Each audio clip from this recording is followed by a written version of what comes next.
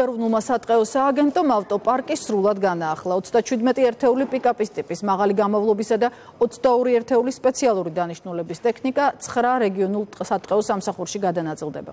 სპეცტექნიკით სააგენტო უზრუნველყოფს ისეთი სატყეო სამეურნეო ღონისძიებების ეფექტიანად განხორციელებას, როგორიცაა ტყის მოვლა, აღდგენა, ხე-ტყის დამზადება, საგზაო-გზების მოწყობა, რეაბილიტაცია. გარდა ამისა, სამეგრელო ზემო სვანეთის რეგიონში სატყეო სამსახურის ახალი ოფისებიც აშენდა.